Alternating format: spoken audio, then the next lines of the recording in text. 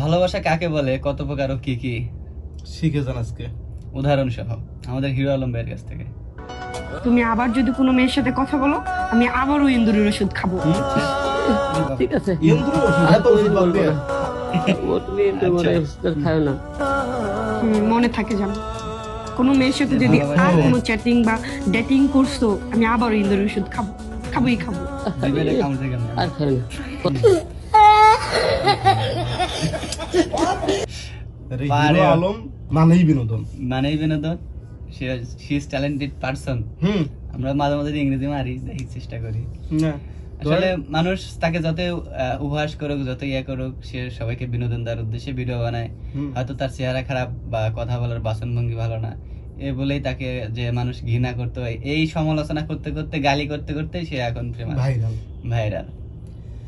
তাকে আসলে সে হিরো, কিন্তু আসলে কে কি বললো, কি অরিজিনালি করলো? হিরো। অরিজিনালি যদি হিরো না হতো তাহলে তো মানুষের এই কুটো কথায় সে থেমে যেত, তার জীবনটা থেমে যেত। হয়তো রাজমিস্ত্রির কাজ করতে, ডিশ লাইনে কাজ করতে, সেটাই করতে হতো।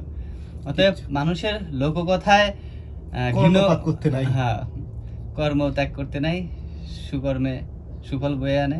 আর শুধু ভাই এই বিনোদন জগতেই না, সব পাশে সে সব হিরো। পাশে সে হিরো। হিরো ইজ দেখেন, অলওয়েজ হিরো। হ্যাঁ, সে যেখানে মনে করেন যে হলো বন্যা, সেখানে সে বন্যা দুর্গত মানুষদের, এরকম আরো অনেক অর্থশালী ব্যক্তি যারা আছে, এরা কিন্তু টাকা নিয়ে মানে ব্যাংকে জমায় ওই কত কি আরো অনেকে তো তার থেকে কিন্তু বহুত টাকা আলা মানুষ আছে। সে মানুষকে বিনোদন দেওয়ার পাশাপাশি দেশে যে কোনো বন্যা পরিস্থিতি বলেন বা দুর্গত সময়ে সবার পাশে দাঁড়ায়।